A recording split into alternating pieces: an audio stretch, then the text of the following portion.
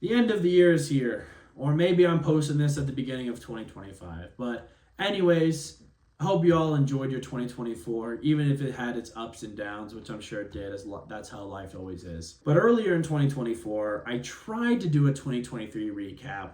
Didn't get all of it done, but I'm going to continue on the tradition where at the end of the year, I'm going to look back, see what happened on the Coast Fanatic, and let's just recap all that happened that the Coastal Fanatic got to do in the 2024 season. This is not going to be about what I post on my channel, but just what I did throughout the 2024 season when it comes to the amusement park and water park industry. So let's go ahead and begin. Unlike 2023, King's Dominion did not open year-round this time, so nothing happened in January. February, Busch Gardens did open, so I got to check out the Mardi Gras event as always. Also in February, I got to check out a brand new indoor water park that just recently opened a couple years ago at the Showboat Casino in Atlantic, New Jersey, called Island Water Park, I believe. The aesthetics of this is some of the best aesthetics I've ever seen at an indoor water park. Absolutely beautiful. It is a small slide collection. It's done by Whitewater West, and there's a lot of fun stuff with that. I also love the Whitewater West play structure that they have there in the middle of the water park. Very, very cool. But overall, very fun for what it is. In March, got to check out the St. Patrick's Day celebration at Busch Gardens, but I also got to check out the Great Wolf Lodge Water Park in Williamsburg. I'd been there before, but it's been since 2010, so it was good to go back with a adult vision. I also had never been Howlin' Tornado, so I got to try that. Aesthetics, I love the outside of the building, and it is cool to go to one of the older Great Wolf Lodges. But in terms of slide collection, it is just not as close to the same as the one up in Perryville. You can really see the difference. But still, there's some good slides at the Williamsburg one, and overall had a lot of fun. April comes around where both Six Flags America and Kings Dominion open up for the first time. Got to check out both those parks respectively, which is really nice. The new attractions had yet to open at Six Flags America, so we just got to see all the usual stuff. Same with King's Dominion. Actually, King's Dominion, they already put the walls up for Rapterra's construction, which I'll just talk about now. It was really cool to see the construction throughout the year of Rapterra. Also, I didn't get to see it get completed because that's when I moved out to Idaho, but at least got to see a lot of it. And I really enjoyed that they added a lot of aesthetics to it. They could have just put regular work walls up, but no, they took the time to actually theme the work walls. I also love that they put stuff around the footers too. That was really cool. The only setback that was to this construction was because of the construction Rapterra, they were unable to do their really awesome show, which is personally my favorite at the park, Let's Get Wild, which happens at Flat Top Rock and Jungle X. So hopefully now that Rapterra is built, they can bring that show back because I truly, truly missed that show. But I totally understand why it wasn't there because of all the construction of Rapterra. The month of May, we got to go experience some new attractions. We'll first talk about the refurbished Loch Ness Monster. Wow, they did a phenomenal job on that. The track work, for the most part, is much better. Still has its little moments, and I think that's just how the layout is of the ride. But in terms of just extra theming and enhancements to Loch Ness Monster, absolutely stunning. The overall aesthetics and experience of Loch Ness has improved significantly, and this is a fantastic job. I hope in the near future they can do this to Pantheon. In fact, that gives me hope that they will do this to Pantheon if they did it to a ride as beloved as Loch Ness Monster. So, fantastic work. Absolutely incredible what they have done to this ride. Another ride that got its enhancements was Sky Rush at Hershey Park. Now, I know there are enthusiasts that are not a fan of what happened. Me personally, I am. I am so happy that they did this. And I think overall the general public agrees too. The new lap bars for Sky Rush make the experience so much more comfortable for me.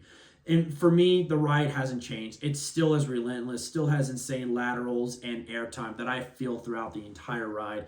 It just makes it more comfortable for me to experience all that. So I'm really glad that they did add the new trains to it as well. It just makes the ride so much better. And once again, I get it if you don't like it, but objectively, this was the right call for Hershey Park to do, and they did a phenomenal job. And at least for me, subjectively, I think it was the right choice as well because for me, Sky Rush is a much better ride because of it. But even besides that, all the extra aesthetics that they put in the station make it feel like you're taking a flight is absolutely cool. I really like that Hershey Park took the time to add that extra detail because there wasn't much there before, and now there's a lot more there. So props to Hershey Park for putting in the effort for that. And now we go into June for our next new for 2024's attraction. And now Six Flags America is on the table with Steamtown. This is the refreshed land formerly known as Coyote Creek. And it's basically like, think of Scream Punk District down in Fiesta, Texas. This is a mixture of steampunk with Western style frontier saloon. And it is absolutely gorgeous. They did a phenomenal job with all the theming, all the details. Absolutely wonderful. I gotta give major props to the park. And what I've heard is that this was done for the most part by the park themselves, which is even more awesome. So once again, props to the park for this wonderful addition. Really enhances everything. Looks absolutely gorgeous. But the rides themselves look great. They refurbished Mind Eraser into now called Skywinder with some new trains, some reprofiling of the track apparently, and a new color scheme that looks absolutely wonderful. I think this is one of the best improvements to any Vekoma SLC that I've experienced. It is much more better now. So really good.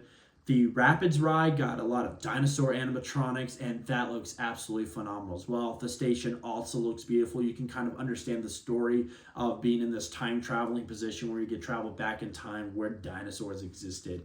So that's really cool. The only thing I wish is that they add a little bit more water features so you get a little bit more soaked, especially on those hot summer days there at the park. Same when it comes to the bumper cars. The bumper cars are really cool. They completely enclosed the building, added lights, added fog. There's this beautiful painting in there as well. Just would like some audio and some air ventilation. When I rode it, it was on opening day and it was 98 degrees out. So you can imagine how hot it was in doing those bumper cars. So that's the only thing that I would fix with that. And then, while it didn't open on opening day, we did get to ride it a little bit later. The brand new flat ride that debuted was Steamtown Steam Whirler, which is a Zamperla Nebula. A lot of fun. I absolutely love the aesthetics and theming of this ride. I love that they added fog towers next to it to unleash fog. I hope that that stays. Normally those are with Fright Fest, but I think it'd be really cool to keep that going. And I know enthusiasts, some of them are a little bit off-putted about this ride because they thought it would be thrilling, and it's not. This ride is designed to be more on the family aspect, and it definitely is, but there's still some decent pops of air, and it's overall, in my opinion, a lot of fun. There's also some great views. You can get some great views of the backdrop of Six Flags America because of where this ride is located. Absolutely wonderful. And then one final thing I'll say, the new shows that were there, the new version of Rhythm X was absolutely fantastic. The new Steamtown Steam Heist, absolutely phenomenal. What a great stunt show. And then don't sleep on that potato salad at the new saloon place. I forget what it's called now. It's a pub, but you got to check that out. If the turkey leg is too much for you, I totally understand, but you have to check that potato salad. That is some good potato salad. I'll also say it now because I did it in July, but I'll say it right now because we're on the topic of Six Flags America. I also got to check out the new for 2024 attraction, Rip Curl. It opened up with the water park on Memorial Day weekend, but I didn't get a chance to ride it until about late July, maybe even early August. This was originally supposed to open in 2023, but complications came about, so it wasn't able to open until 2024. And it's a phenomenal water slide. It's made by Whitewater West. It's a Master Blaster. In fact, you can find a clone of this at an indoor water park in Pigeon Forge, Tennessee. But overall, this is a very fun water slide. Each drop that happens on it gets better and better as the ride progresses. The translucent parts are a little bit weird, but still cool in their own unique way. And this is definitely my favorite water slide within the water park. Really glad it's here. So Six Flags America had a really, really phenomenal year. They debuted Steamtown, and they added a brand new state-of-the-art water slide within the water park. So props to Six Flags America, man. You all had a phenomenal year. In June, we had our first major trip. We got to go to the Great Lakes region. We first stopped at Indiana Beach. It was my first time since 2021. It was Kaylee's first time in general. And I had a much better time in this park than I did back in 2021. Overall, the aesthetics are absolutely beautiful. I love the setting of this park. The roller coasters are very funky and interesting to say the least. I will say I did enjoy American Triple Loop for the most part. There was some moments on it, but it looks like they did fix it now that they've removed the over-the-shoulder restraint. So it should be much more enjoyable for those enthusiasts that could not handle it beforehand. But Cornball Express is my favorite thing here. I absolutely love that ride to death. But there's a lot to love with this park, and there's definitely that nice little charm about it. So I'm really glad that it still exists, and we had a good time. We then went to Six Flags Great America. I mainly spent time at Hurricane Harbors. I wanted to get more attractions done to really kind of feel what this water park is like, so that was really nice. Kaylee did more in the dry park, finished out the roller coaster collection she needed, and I went back in and joined her too. If you go to Great America, you gotta go to the Italian beef place that's over by Superman Ultimate Flight.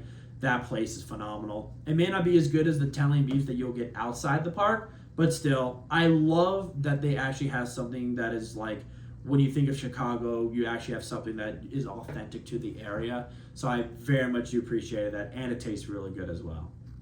I also got to enjoy all the other stuff. I got to get a good ride on Raging Bull as always, so park is a lot of fun, and Kaylee got to have a good time here as well. So while I was raised in Virginia all my life, I was born in Michigan, and I do have family in Michigan, and so I try to go there every other year, but it also allows me to go up to Michigan's Adventure, so that was Kaylee's first time. What was also fascinating about the day that we went is that this is when a cold snap came through, and it was like 65 degrees with a real feel of like the 50s.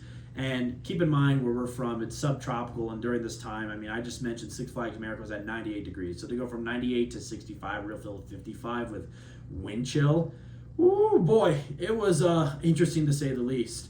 And but we still had a good time. We actually went over to the water park because the water park was still open, and that water was frigid. But that would be one of the most memorable experiences I've ever done. Doing Funnel of Fear, the Pro Slide, Tornado Slide, with that frigid water and frigid air. Oh my gosh, that was an absolute blast. But park itself, got to have a really good time here. This park is so beautiful, so well kept.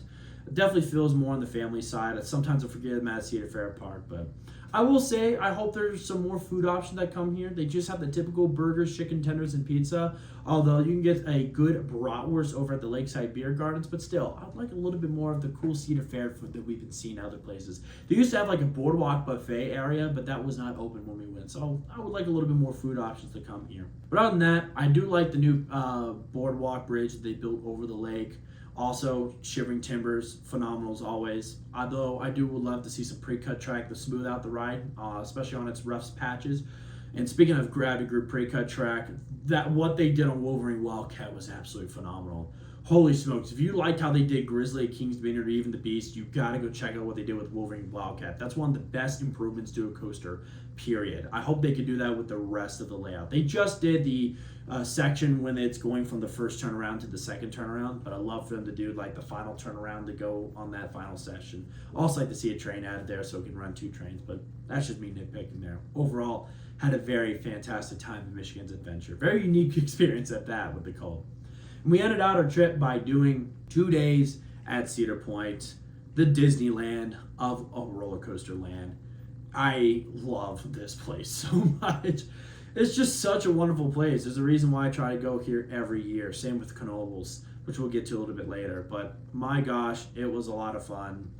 And while unfortunately we didn't get to check out Top Thrill 2, just seeing the aesthetics and what they did with the plaza is a huge improvement. And I cannot wait to ride it next year along with the new for 2025 roller coaster that my name is blanking on, but it is the Tilt Coaster coming. I'm excited for that as well. Overall, love this place a lot. I also love going to Grand Pavilion that now has my favorite food of all of Cedar Point. The second day we were at Cedar Point 2, I also got to check out Cedar Point Shores, do more of the water slides there. I really enjoy that water park, although I'd like to see a lot more attractions start to be added to the water park. That's one thing I hope with the mergers, that they start doing more with their water parks. Cedar Fair just only added stuff like every 7 to 10 years, so I hope that they can do a little bit more with adding water slides to their water park. But overall, Cedar Point Shores is a lot of fun. So July, we went over and experienced Six Flags Great Adventure. Got to see the new 50th anniversary stuff, which was really nice. I think we actually did that in June, but still got to go check out and see what the 50th anniversary stuff was like, which was really nice. I think they definitely enhanced some of the aesthetics of that park. We got to get some good rides on Kingda Ka before realizing that it was closing. We did get to get some good rides in El Toro, and then we got to see Flash, which looks absolutely phenomenal. I cannot wait to ride that sucker. But it was just nice to see all the improvements. I had my best ride ever on Justice League. All the effects were working, so the improvements that the park has slowly been making are definitely noticeable, and that was a really good day at that park. July is when I also got to do the other water parks like Boardwalk or Hershey Park, which I think is incredibly underrated. We also got to do Soak City, so fun stuff all around. But that's about it. I stayed localized for the most part. I did get to go to Water Country towards the end of August. But in September, as all you guys are probably aware, that's when Kayla and I moved out to Idaho. We're out to Idaho for schooling reasons, but this is basically a new place of residence for the most part. But on our drive out there, we get to at least go to one park, which was Holiday World. We both hadn't been to Holiday World since 2021.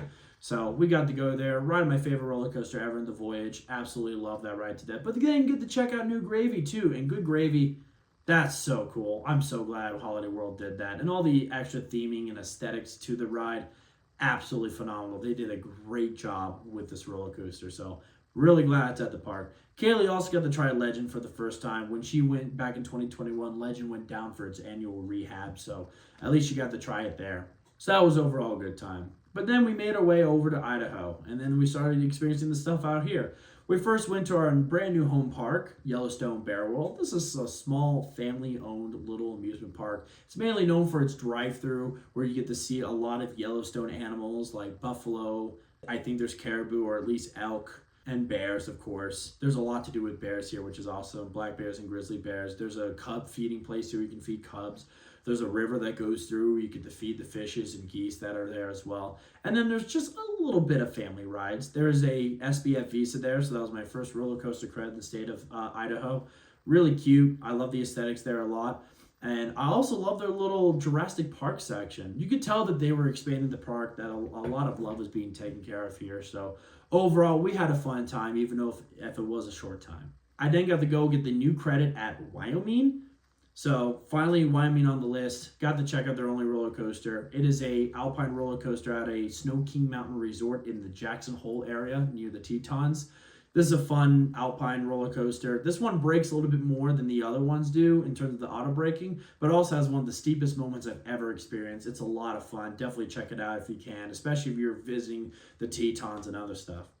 And then we got to experience Silverwood, but we only got to experience it as Scarywood. But that's not a bad thing. Scarywood is a fantastic Halloween event. Wow, that is super cool. Just in general, this park was fantastic. Kayla and I had high expectations, and they were absolutely met and blown out of the water. The coasters are a lot of fun here. Tremors is absolutely my favorite, but Stunt Pilot's really good as well. The magic show that they did for their Scarywood is absolutely phenomenal. I loved how reasonably priced everything was here too. The food was also good. Just in general, this park was so phenomenal. Wow, what a beautiful park. And Kayla and I absolutely love it. The other park we absolutely love that we got to do in November that you just recently saw the video visit for was Lagoon. I had been to Lagoon previously. It's been 8 long years though. And this is Kaylee's first time ever going. But Lagoon, still a great park. It has some pricing issues right now, but the park is ran so good. It really feels like the Knoebels of the West. You can still bring in any food or drinks you want. The operations here are absolutely phenomenal. The coasters in general are really good. I mean, Cannibal and Primordial is a 1-2 punch of insane proportions. So that is a phenomenal duo. But there's also some great coasters here in general. I even got to check out their carousel, which I think is just as good as the one at Knoebels. So overall, very fun. I also got to check out the beer gardens for the first time because that didn't exist the last time I went. And the beer gardens are absolutely phenomenal. Just note that if you do go, you can't bring any of your own food or beverage there. You have to do what's there, but it's nice. That's also open year-round too, so you can go there and just get whatever the chef special is that day. So if you want some non-amusement park style food, then definitely check out beer gardens. But that is basically going to be it. When I'm filming this, I'm currently filming this out in Idaho. When you see this, I'll probably have visited 3 more parks, and those are usually traditional parks as well, and that'll be because we're going back out east to be with family. We're going to do our annual tradition of always going to Kings Dominion on New Year's Eve. I love that Kings Dominion actually will stay open and celebrate New Year's Eve with fireworks. Not a lot of parks do that. It is phenomenal, a lot of fun, and then we'll check out Busch Gardens Christmas Town. It's still my favorite Christmas event. Really fun. And then we're going to do Hershey Park's Candy Cane Land as well. So while I can't speak on actually what we did right then and there, I have done those events before, and I'm sure we'll have a fantastic time as always. Who knows? Maybe I'll do some YouTube shorts about our visit to the park. But that is our 2024 recap. I had a lot of fun. It definitely did not do as much as I did in the previous 2 years, but still, sometimes we all have those kind of years. But even in those years, I still did some very memorable stuff. I got to acquire the state of Montana and Idaho for new coaster credit states, and just in general had a phenomenal time. So that is going to do for the 2024 roller coaster recap here for the Coaster Fanatic. I had a great time, and I'm curious what you guys did. So let me know in the comments below what your kind of favorite memories are from going to theme parks or amusement parks in 2024. If you made it through this video and you did enjoy yourselves, you might as well give this video a big old thumbs up, as it helps the channel out greatly as I try to continue to grow this channel. If you also haven't hit subscribe yet, might as well hit subscribe and click that notification bell icon so you never miss a date on any video here on the Coaster Fanatic. Thank you guys so much for watching. Thank you guys so much for an amazing 2024. And here's to 2025. And as always, roller coaster fanatics, keep coasting.